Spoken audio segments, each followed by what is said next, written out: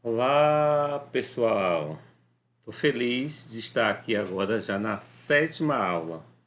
Então, quem não assistiu ainda às 6 aulas anteriores, os convido para se inscrever no nosso canal, marcar lá o sininho, para eu estar mandando sempre as coisas para vocês. Mas hoje vai ser um tema super bacana. Nós vamos falar sobre o ativo. Eu vou falar na aula 7 ativo, 8 eu vou falar de passivo, 9 eu vou falar de patrimônio líquido. E na 10ª aula, aí eu faço a junção e a gente comenta sobre o balanço patrimonial. Então fique bem atento a algumas coisas que eu vou conversar aqui com vocês. Estou feliz de estarmos juntos nessa discussão aqui. Então que a gente venha mais uma vez aprender, tá certo? Então eu quero falar com vocês primeiro do conceito, da mensuração, dos aspectos legais e uma questãozinha sempre testando conhecimento. O que é, na verdade, um ativo? Um ativo é um recurso controlado pela entidade como resultado de eventos passados e do qual se espera que benefícios econômicos futuros fluam para a entidade. Então, uma das coisas fortes de você considerar um ativo é que traga benefícios. O bem pode não ser seu. Você não tem propriedade do bem, mas você tem posse. E se ele proporciona benefício futuro, então você considera ele então um ativo. É esse esqueminha aqui que a gente vai mostrar para vocês agora. Ó. Para ser ativo, o evento é passado, você tem controle sobre ele, então na verdade você controla aquele componente, seja um bem, seja um direito, e pode proporcionar futuros benefícios. Então, essa é a lógica de você compreender o que é um ativo. O evento já ocorreu, tem o controle sobre ele, independente de ter posse e ou propriedade, e futuros benefícios. E aí chega esse esquema final aí do conceito básico de ativo. Propriedade e o posse e controle, direito exclusivo. O ativo você pode pensar um ativo tangível e ativos intangíveis. O tangível que você pode pegar, palpável, o intangível que não tem, é incorpóreo, não tem corpo. Sempre independente de tangível ou intangível, ele vai proporcionar para você uma expectativa de benefício futuro. Então, quer dizer, é essa lógica que você tem que estar sempre construindo. E aí esse benefício pode ser o que, professor CR?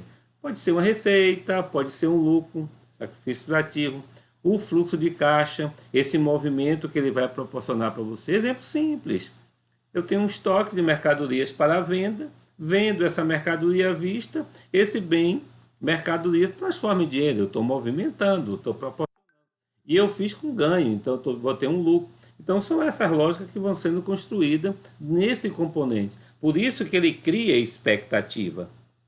E você pode também fazer uma estoque errada e ele prejudicar você nesse percurso.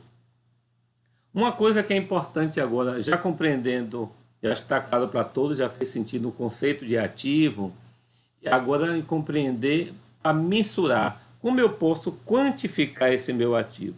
Aí eu tenho que pensar, na hora da mensuração, os valores que proporcionam a entrada desse ativo e valores que vão dar saída desse meu ativo.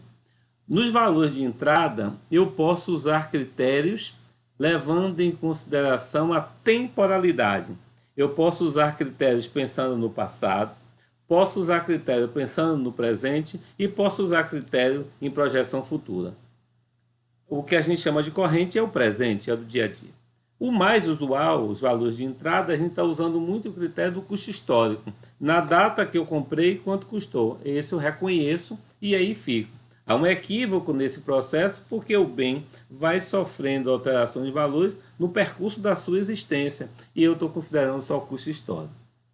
O custo corrente, ele diz quanto custa esse bem para eu repor hoje, é esse valor que eu vou considerar. Então, na hora que eu estiver organizando meu balanço patrimonial, na data que eu estiver levantando esse demonstrativo do patrimônio, eu tenho que identificar quanto vale esse bem naquela data.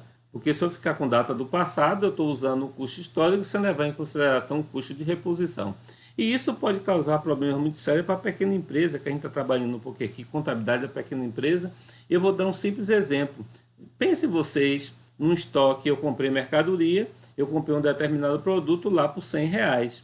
Estou vendendo esse produto por 150. Poxa, estou tendo um ganho de 50%, levando em consideração outros custos e tal. Se eu quiser repor esse estoque para eu comprar de novo, está custando 200. Eu não estou vendendo bem. Então é essa lógica que o pequeno precisa entender e você, como consultador, entender da mensuração de ativo para dar uma consultoria e compreender o custo de reposição. E quando você vai para o futuro, você projeta custo esperado de reposição. Daqui a 6 meses, quanto poderia estar esse produto e você projeta. Já é um avanço de qualidade enorme. Isso levando em consideração o valor de entrada, custo histórico, custo de reposição ou custo esperado de reposição. Na hora que você vai dar saída do seu bem, do seu direito, do seu ativo, na verdade, independente de ser bem ou direito, que vai além em relação ao conceito que eu coloquei para vocês, eu levo em consideração o passado, é o preço de venda passado, quanto eu estou considerando com base no meu custo histórico, quanto eu vou vender o produto. Se eu usar o corrente, eu uso o preço corrente de venda, levando em consideração, se eu for repor, quanto será para eu vender na hora de dar a saída. E o futuro é o valor de realização esperado, quando se espera no futuro esse bem quanto valeria, é esse que eu vou dar a saída dele. Então eu tenho que entender um pouco desses critérios de mensuração, de quantificação, para eu chegar a um valor correto dos meus ativos. Aí a gente entra agora, espero que tenha feito sentido o conceito, a mensuração, e agora a gente entra nos aspectos legais. Então, o grupo ativo, ele está subdividido em 2 grandes grupos, ativo circulante e ativo não circulante. Por que o nome circulante e não circulante? Leve em consideração aqui, a lei diz que o ativo são todos esses benefícios futuros esperados de bens, de direito, de posse ou propriedade, que não ultrapassem o último dia do próximo exercício. A lei não fala de 12 meses, ela fala que não ultrapassa o último dia do próximo. Eu posso ter um ativo circulante mais de 12 meses, vai depender da data que eu adquiri aquele ativo, correto? Eu não devo ultrapassar o último dia do próximo exercício, considerando o exercício coincidindo com o ano civil, começa 1º de janeiro, 31 de dezembro, como a maioria leva em consideração. Exemplo, se eu estou em 2020, o último dia do próximo exercício é 2021. Então, se eu adquirir um bem agora, estando no mês de setembro de 2020, até 31 de dezembro de 2021, isso é ativo circulante, ultrapassou 12 meses. Se eu levo em consideração a data do balanço para o outro balanço, aí são 12. Mas a lei não fala de data de balanço, a lei fala da realização, da aquisição do bem. O ativo não circulante é quando ultrapassa o último dia do próximo exercício. Aí você considera os grupos não circulantes. E esses grupos não circulantes, ele tem, como a gente pode chamar, de subgrupos. Aí ele vai chamar realizar a longo prazo, investimento, imobilizar os intangíveis, que daqui a pouco eu vou apresentar para vocês as subdivisões do ativo não circulante. Até aí, tudo bem? Posso seguir? Acredito que sim. Então, vamos lá. O ativo circulante, eu posso ter subgrupos desse ativo circulante. É uma questão de organização. A lei não obriga, mas assim, em termos de organização é interessante eu ter caixa e equivalente de caixa, que seria o caixa, seria banco, os bancos que eu tenho conta. Eu posso ter estoque, vai depender, né? Porque é a ordem decrescente de liquidez, a conta mais líquida vem primeiro, então por isso que caixa vem primeiro. É a ordem no Brasil, né? Na legislação diz isso. Então, a depender, o meu crédito depende do movimento do estoque. Se o estoque gira muito, ele vem logo depois de caixa, equivalente de caixa. Aí eu posso ter tanto estoque de mercadoria, como o meu almoxarifado, estoque para uso. É estoque, é o que eu estou guardando algum produto. E os créditos, que eu tenha um título a receber, tudo eu vou considerar aí. Algo que eu tenha a recuperar e tal, eu posso considerar outros créditos, por exemplo, de uma despesa que foi antecipada, essa despesa não faz parte desse exercício, por isso eu posso colocar aqui no ativo circulante, que ela vai ser reconhecida no próximo. Então eu posso organizar o meu ativo circulante dessa forma que eu estou mostrando para vocês. Tudo bem? Espero que esteja fazendo sentido essa explicação. Aí eu entro no ativo não circulante. O não circulante, aí eu tenho o realizável a longo prazo, o investimento, imobilizados intangíveis. Aí são subgrupos. O que seria o realizável a longo prazo? O realizável a longo prazo são aquelas realizações que não ultrapassam, que ultrapassa o último dia do próximo exercício. O que não ultrapassa é circulante. Por exemplo, eu posso ter uma duplicata a receber que vai ultrapassar o último dia do próximo exercício. Nesta hipótese, eu considero como realizável a longo prazo. É uma hipótese que eu posso levantar de movimentações que você venha a fazer no não circulante. Principalmente com a pequena empresa, né? Eu estou dando um exemplo simples para a pequena empresa, né? A gente está procurando aqui não ter muita complexidade nessa divisão, porque não é isso que a pequena empresa vai viver. A pequena empresa pode ter investimentos. Eu posso comprar um bem não para usar. Por exemplo, eu comprei um imóvel não para uso. Porque o que é investimento? Investimento, gente, são bens de renda. Eu adquiro para que no futuro eu possa desfazê-lo e ter algum ganho. Todo investimento é risco, não é discussão aqui. Aí eu posso adquirir. Uma pequena empresa pode comprar um imóvel, ela não é para usar, então eu coloco lá no meu grupo de investimento. Ela pode resolver comprar ações de alguma empresa, mesmo poucas ações, investimento, depois ela pode vender. Então, são situações que a pequena empresa também pode viver, correto? Os imobilizados, a lei deixa claro, ela diz assim, são bens de uso. Por isso que eu botei a imagem de uma cadeira, de um computador, de um carro, na imagem que vocês estão vendo aí. E investimento, eu estou vendo pouco dinheiro e aumentando o dinheiro. É só para vocês verem como eu trabalhei com as imagens para ficar mais visual para vocês. O imobilizado é bens, tanto imobilizado quanto intangíveis, são bens de uso. Agora, imobilizado, a lei vai dizer, são bens corpóreos, tangíveis, palpáveis. Então, eu considero o meu imobilizado esses bens que a empresa adquire para usar. Se eu tenho um carro para usar, então imóvel, veículo, seja um caminhão, seja o que for.